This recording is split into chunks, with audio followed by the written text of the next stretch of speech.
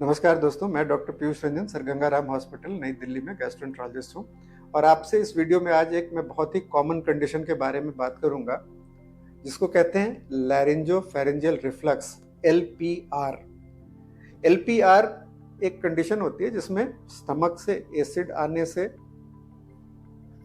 Throat में यानी कि फैरिंग्स में सूजन होती है, पेन होती है। तो बड़े सारे लोग होते हैं जिनको प्रॉब्लम क्या होती है कि गले में दर्द हो रहा है, खिचखिचाहट होती है और खांसी की एक सेंसेशन होती है। जनरली आप इस प्रॉब्लम के लिए पहली बार एक ENT डॉक्टर के पास जाते हैं और ENT डॉक्टर लैरिंजोस्कोपी डायरेक्ट एक जो कैमरा डाल के अंदर देखते हैं, वॉइस बॉक्स और उसके आसपास के स्ट्रक्चर्स, एरिटिनॉइड फोल्ड्स, और इसको देख करके आपको बता रहे हैं कि ये प्रॉब्लम आपको एसिड रिफ्लक्स से हो रहा है और आपको एक वापस वो गैस्ट्रोएंटरोलॉजिस्ट के पास भेजते हैं। तो लैरिंजोफैरिंजियल रिफ्लक्स एक बहुत ही कॉमन कंडीशन है और अगर हम इसको देखें, इसके टोटलिटी में अगर पिक्चर को देखें तो GERD यानी कि गैस्ट्रोइसोफेजियल रिफ्लक्स डिजीज का ये एक्स्ट्रा इसोफेजियल मैनिफेस्टेशन है। GERD एक बहुत ही कॉमन कंडीशन है। GERD के बारे में मेरे डिटेल्ड वीडियोस 2-3 हैं। तो GERD का मतलब होता है कि स्टमक में एसिड बनता है, ये एसिड निकल करके अगर फूड पाइप में आया तो इसके जो टिपिकल सिम्टम्स होते हैं, हार्ट बर्न यानी कि चेस्ट के पीछे, चेस्ट बोन के पीछे बर्निंग, जलन, रीगर्जिटेशन, खाना ऊपर आना और चेस्ट में पेन, ये होता है।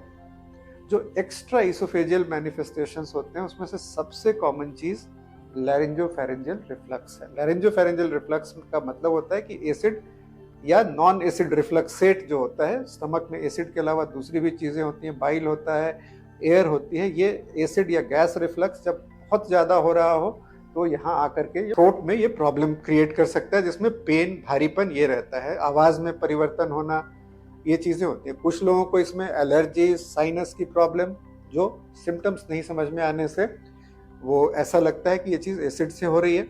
कोई भी अच्छा ENT डॉक्टर आपको इस बारे में गाइड कर सकता है। जनरली ऐसे लोगों को जिनको LPR होता है, बहुत से लोगों को चेस्ट में बर्निंग नहीं होती है। समस्या वहां आती है जिनको बहुत चेस्ट में बर्निंग भी हो रही है और ये भी हो रही है, वहां चीजें बड़ी स्पष्ट होती हैं। तो अगर नहीं हो रही हो तो इसको प्रूव करने का तरीका क्या है? देखिए, GERD को डायग्नोज करने का तरीका, सबसे पहला काम सिम्टम्स के साथ दवाइयां देना। 4 से 6 हफ्ते में अगर आराम नहीं पड़ा, अगर आराम पड़ गया तो फिर तो ये जो सिम्टम्स हैं एसिड रिफ्लक्स से हो रहे हैं, एसिड सप्रेसिव मेडिसिन के साथ ये खत्म हो जाने चाहिए। अगर आराम नहीं पड़ रहा है तो फिर एंडोस्कोपी करना। एंडोस्कोपी में हम एसिड को नहीं देख सकते, एसिड से होने वाले डैमेज को, फूड पाइप के लोअर एंड में जिस चीज को ईसोफेजाइटिस कहते हैं, नियरली 20-30% लोगों के फूड पाइप में अल्सर्स होते हैं।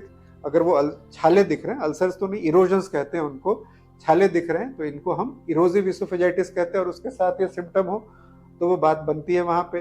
कुछ लोगों को फूड पाइप और स्टमक के बीच में गैप ज्यादा होता है जिसको हाइटस हर्निया कहते हैं। हाइटस हर्निया एक बहुत कॉमन चीज है, इसके बारे में भी मेरा एक अन्य वीडियो है।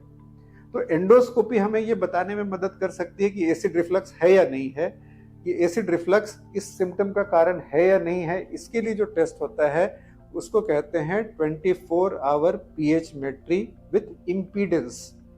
pH का मतलब होता है कि किसी चीज में कितनी एसिड है उसका मेजरमेंट करना, और इम्पीडेंस का मतलब होता है कि नॉन एसिड जो चीज है, यानी कि गैसियस और नॉन एसिडिक ये जो रिफ्लक्सेट है जो स्टमक से ऊपर आ रहा है, उसकी क्वांटिटी कितनी है, कितनी देर तक फूड पाइप में रहता है, और जो एम्बुलेटरी pH मीटर के जरिए हम ऊपर तक कितने वर्टिकली उसकी हाइट जा रही है वो मेजर कर सकते हैं। तो इस चीज का बड़ा इंपॉर्टेंस है इस टेस्ट का, खास करके अगर हमें एंडोस्कोपी में कोई इसोफेजाइटिस के साइंस ना मिले, हाइटस हर्निया ना मिले, तो एक्स्ट्रा इसोफेजियल सिम्टम को बताने के लिए कि ये चीज एसिड रिफ्लक्स से हो रही है, pH मेट्री का करना बहुत ज्यादा जरूरी होता है।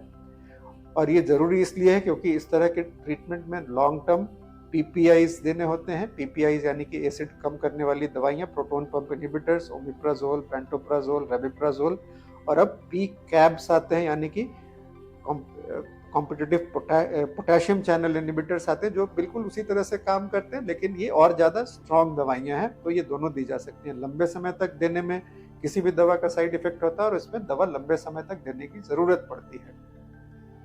अगर फूड पाइप और स्टमक के बीच में स्ट्रक्चरल डिफेक्ट हो जिसको हाइटस हर्निया कहते हैं, तो लंबे समय तक दवा लेने की बजाय हम उसको रिपेयर करने का सोच सकते हैं। अगर हाइटस हर्निया छोटा हो तो एंडोस्कोपी के जरिए कई सारे प्रोसीजर्स होते हैं, जिसको आर्मा, गर्डेक्स, टिफ, ये बड़े सारे प्रोसीजर्स हैं जो कि अवेलेबल हैं। इसके बारे में भी मेरा एक अन्य वीडियो है।